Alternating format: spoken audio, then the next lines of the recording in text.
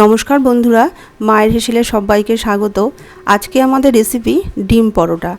ডিম পরোটা কিন্তু অনেকেই অনেক রকমভাবেই তৈরি করে থাকে, কিন্তু আজকে আমি আপনাদের সঙ্গে শেয়ার করব একটা নতুন পদ্ধতি। অল্প কটা ডিম দিয়েই আপনারা অনেকগুলো পরোটা কিন্তু সহজেই বানিয়ে নিতে পারবেন। আর এই পরোটাটা কিন্তু ঠান্ডা হয়ে গেলেও কিন্তু শক্ত হবে না। তাহলে চলুন শুরু করা যাক আজকে আমার ভিডিওটা। দেখুন, আমি প্রথমে একটা বোল নিয়ে 500 গ্রাম এখানে ময়দা নিয়ে নেব। ময়দাটাকে একটু ময়াম দিয়ে নেব, তার জন্য সামান্য একটু নুন আর সামান্য একটু চিনি আর 2 টেবিল স্পুন সাদা তেল দিয়ে আমি ময়ামটাকে দেব।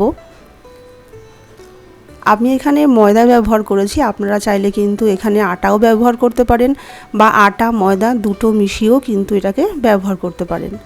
এবার সমস্ত কিছু শুকনো উপকরণগুলোকে দিয়ে একটুখানি ডোলে ডোলে মেখে নিলাম। তারপরে রুম টেম্পারেচারে থাকা জল নিয়ে একটা শক্ত ডো তৈরি করে নেব।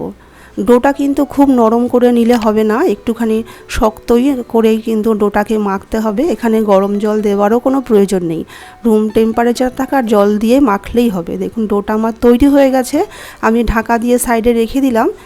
তারপরে আমি ডিমের প্রিপারেশানটা তৈরি করে নিই। আমি এখানে 4টে ডিম নিয়েছি।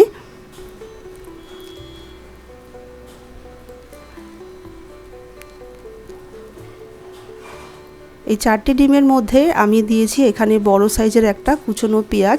পেঁয়াজটা কিন্তু একটু মিহি করে কুচিয়েই নিতে হবে, তাহলে খেতে ভালো লাগবে। আর দিয়েছি স্বাদের ঝালের জন্য কাঁচা লঙ্কা, 4টে কাঁচা লঙ্কা দিয়েছি। আর দিয়েছি ছোট 1 বাটি ধনেপাতা আর সামান্য একটু নুন। এবার সব কিছু ভালো করে ডিমের সঙ্গে একটু সময় নিয়ে ভালো করে মিশিয়ে নেব। আপনাদের যদি ধনেপাতার অপছন্দ হয় তাহলে কিন্তু ধনেপাতা ছাড়াও এটাকে তৈরি করতে পারবেন। একটু সময় নিয়ে দেখুন সব কিছু একটু ভালো মতন মিশিয়ে নেব। এবার মেশানো হয়ে গেছে, এটাকে আমি সাইডে রেখে দিলাম। এবার আমি যে ময়দাটাকে মেখে রেখেছিলাম সেই ময়দাটা থেকে আমি এবার লেচি তৈরি করে নেব। লেচিগুলো কিন্তু আমরা খুব ছোট তৈরি করব না, লুচির মতো লেচি তৈরি করব না। যেরকমভাবে আমরা রুটির জন্য লেচি তৈরি করি সেরকমভাবেই কিন্তু আমরা লেচিগুলোকে তৈরি করে নেব। দেখুন, 500 গ্রাম ময়দা দিয়ে আমার এতগুলো লেচি তৈরি হয়েছে। এবার ওখান থেকে একটা লেচি নিয়ে হাত দিয়ে একটু গোল শেপ দিয়ে নিয়ে তারপরে ওপর থেকে একটুখানি শুকনো ময়দা ছড়িয়ে নিয়ে আমি যেরকম রুটি বেলি সেরকম একটা রুটি বেলে নেব। আপনাদের যদি রুটি বেলনি দিয়ে এরকমভাবে গোল শেপ না আসে তাহলে কিন্তু রুটি বেলনি দিয়ে বেলতে বেলতে এরকমভাবে হাতে ঘুরিয়ে ঘুরিয়েও কিন্তু এরকম গোল শেপ দিয়ে বেলে নিতে পারেন। দেখুন, রুটিটা আমার বেলা হয়ে গেল। আমি দেখুন খুব পাতলাও করিনি, খুব কিন্তু মোটাও করিনি। সমস্ত পরোটাগুলোকে আমি বেলে নিলাম।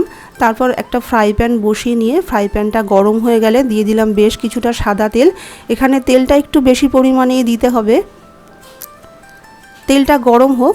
আমি যে ডিমের মিশ্রণটা তৈরি করেছিলাম সেই ডিমের মিশ্রণটা এরকম একটু ছড়ানো বাসনে নিয়ে নিলেই কিন্তু পরোটাটা তৈরি করতে সুবিধা হবে। দেখুন, তারপরে আমি একটা পরোটা এই ডিমের মধ্যে দিয়ে দিলাম। ডিমের গোলার মধ্যে দিয়ে একটা চামচ দিয়ে পরোটার ওপরেও ডিমের ব্যাটারটাকে একটুখানি এরকমভাবে দিয়ে দিতে হবে।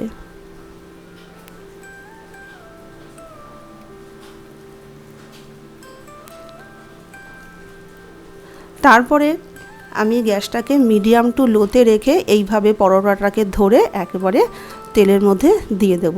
গ্যাসটাকে মিডিয়াম টু লোতে করে দিয়ে একটু লালচে করে এপিট ওপিট ভেজে নেব। দেখবেন কিছুক্ষণের মধ্যে পরোটাগুলো সুন্দর করে ফুলে উঠেছে, সুন্দর ফোলা ফোলা পরোটা তৈরি হয়ে যাবে। এটা কিন্তু ঠান্ডা হয়ে গেলেও কিন্তু নরমই থাকবে, শক্ত হবে না। এটা আপনারা বাচ্চাদের স্কুলের টিফিনেও দিতে পারবেন বা অফিসেও কিন্তু আপনারা এটা নিয়ে যেতে পারবেন। এইভাবে সমস্ত পরোটাগুলোকে আমি ভেজে নেব। এই পরোটাটা কিন্তু আপনারা সস দিয়েও খেতে পারবেন, টমেটো সস দিয়ে খেতে পারবেন বা আপনারা চাইলে তরকারি দিয়েও কিন্তু খেতে পারবেন। আপনাদের পছন্দ অনুযায়ী যেটা ভালো লাগে সেটা দিয়েই খেতে পারবেন।